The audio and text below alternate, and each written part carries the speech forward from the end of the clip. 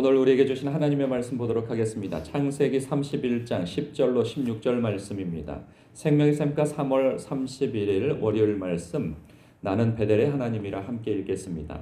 그 양떼가 새끼 뵐 때에 내가 꿈에 눈을 들어보니 양떼를 탄 순양은 다 얼룩무늬 있는 것과 점 있는 것과 아롱진 것이었더라. 꿈에 하나님의 사자가 내게 말씀하시기를 야곱아 하기로 내가 대답하기를 여기 있나이다 하매 이르시되 내 눈을 들어 보라 양떼를 탄 순양은 다 얼룩무늬 있는 것 점 있는 것과 아롱진 것이니라.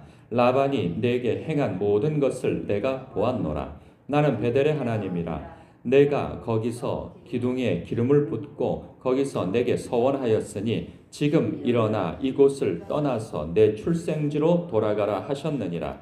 라헬과 레아가 그에게 대답하여 이르되 우리가 우리 아버지 집에서 무슨 분깃이나 유산이 있으리요. 아버지가 우리를 팔고 우리의 돈을 다 먹어버렸으니 아버지가 우리를 외국인처럼 여기는 것이 아닌가. 하나님이 우리 아버지에게서 취하여 가신 재물은 우리와 우리 자식의 것이니 이제 하나님이 당신에게 이르신 일을 다 준행하라. 아멘. 오늘 말씀 속에서 우리가 특별히 은혜가 되어지는 말씀이 있어요. 다 은혜가 되어지겠으나 저는 12절에 마지막 구절에 그 천사가 이야기해 준 말씀이라 생각되어집니다. 라반이 내게 행한 모든 것을 내가 보았노라. 하나님께서 이렇게 말씀해 주셨다는 거죠. 하나님께서 라반의 야곱이 위기에 처해 있는 그 상황을, 그리고 손해보고 있는 그 상황을, 억울한 그 상황을 하나님께서 다 보고 계셨다는 거죠. 그래서 하나님께서 지금 합력하여 너를 돕고 계신다라고 알게 해 주십니다. 시편 139편에 보면 그런 얘기를 해요. 하나님께서 나를 아신다고. 그 다윗이 그런 고백을 하죠. 앞뒤로 나를 호위하시고 멀리서도 나의 생각을 헤아려 아신다는 거예요. 내가 이미 입 바깥으로 무슨 말을 내뱉기도 전에 하나님께서는 나의 말을 알고 계시고 나의 생각을 읽고 계신다는 거예요. 이것이 어떤 사람에게 있어서는 은혜가 되어지고 어떤 사람에게 있어서는 부담스러움이 되겠죠. 하나님 앞에 죄 짓는 사람은 하나님께서 모든 것을 알고 계신다고 하는 것이 두려움이 되어지고 부담스러움이 되고 그럴 거예요. 그러나 하나님 안에 있는 사람, 은혜 아래에 있는 사람은 하나님께서 너의 모든 것을 알고 있다라고 하는 것이 큰 은혜와 위로와 격려가 아닐 수 없습니다. 저와 여러분의 삶 속에서 예수님 때문에 당하는 고난이 있고 예수님 때문에 당하는 불이익이 있고 억울한 일이 있다면 하나님께서 이리 말씀해 주신다면 우리는 모든 고난 가운데에서도 모든 어려움 가운데에서도 억울함 가운데에서도 위로를 얻을 것입니다. 내가 너의 당하는 모든 일을 알고 있단다 라고 말이죠. 하나님께서 모든 것을 알고 계십니다. 그것이 저와 여러분에게 오늘 위로가 되기를 주님의 이름으로 축복합니다. 그리고 나는 베델의 하나님이라 말씀하시면서 너는 네 출생지로 돌아가라. 나를 만난 그곳으로 돌아가라 말씀하세요. 지금 어떤 상황이냐 하면 야곱이 한 7년 동안 열심히 일을 했는데 하나님께서 얼마나 도와주시는지 하나님께서 이미 다 사인을 주셨다 생각되어집니다. 내가 너에게 이렇게 역사할 테니 너는 이러저러하게 행동하거라 라고 말씀해 주신 것 같아요.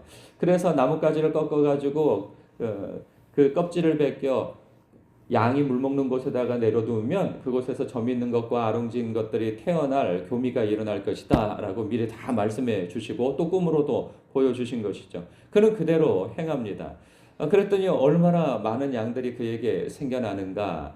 그것을 보고 그 라반의 아들들, 그러니까 사촌들이 되겠죠. 사촌들이 굉장히 그 라반과 함께 적개심을 가지고 이전과 같은 마음으로 대하지 아니하고 저놈을 어떻게 해야 되겠다, 이러다가 우리가 망하겠다 하는 그러한 마음으로 좋지 않게 대하죠. 그때 무슨 법의 보호를 받습니까? 들녘에서 마치 에서가 그의 동생 이름이 뭐였죠? 에서. 네? 그러면 그죠? 가인과 아벨, 그렇죠. 가인이 마치 아벨을 들녘에서 때려 죽인 것처럼 어느 때 때려 죽여도 어떻게 할 수가 없는 것이죠. 그에겐 큰 위기입니다. 누가 자기를 보호해 줄 사람도 없고 그런 상황에서 하나님께서 말씀하시죠. 너는 나를 만난 그곳 너의 출생지로 돌아가라. 말씀하시죠. 그것은 언약에 있는 땅입니다. 가나안 땅이죠. 아브라함과 이삭과 너에게 약속한 너와 너의 후손에게까지도 약속한 그 땅으로 돌아가라 말씀하십니다. 그러면서 베델을 언급하시죠. 베델은 어떤 땅입니까? 그 이름이 하나님을 만난 그곳이고 또한 하나님의 집이요 하늘의 뭐라 그러죠? 문. 그래서 그것은 아버지의 우리의 식대로 표현하자면 아버지의 집이죠. 그러니까 우리 식대로 빨리 해석을 하고 우리 식대로 묵상하고 받아들인다면 그것은 곧 교회라 볼 수 있습니다. 교회는 사도 바울이 그것은 아버지의 집이요 진리의 터라 이리 말씀하시죠. 우리의 삶 속에 야곱과 같은 고난을 당할 때 있습니다. 그러면 돌아갈 곳이 어디입니까? 아버지의 집, 하나님의 임재가 있는 곳, 그곳으로 되돌아가야 하는 것이죠. 우리의 삶 속에 고난이 있다면 그것은 하나님께서 우리를 부르시는 확성기요, 우리를 부르시는 음성이라 여기시면 딱 좋습니다. 하나님의 백성이 하나님께서 합력하여 복을 주시고 은혜를 베푸시고 함께 하시는데 왜 고난을 당할까? 하나님께서 당신을 만날 시기라 여기시기 때문에 부르신다. 저는 믿어 의심치 않습니다. 고난이 없으면 얼마나 좋습니까? 우리의 삶 속에서. 그러나 하나님께서 어느 때에 우리를 부르시는데 우리가 알아듣지를 못해요. 편안할 때 알아듣지 못합니다.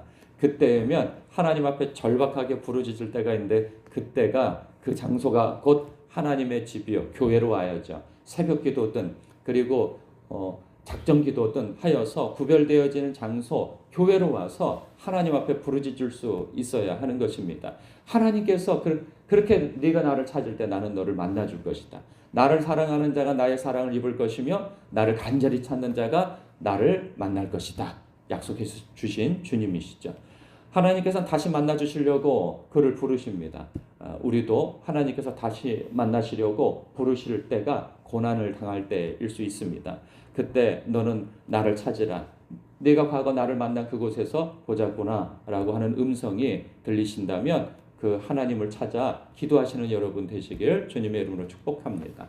기도하겠습니다.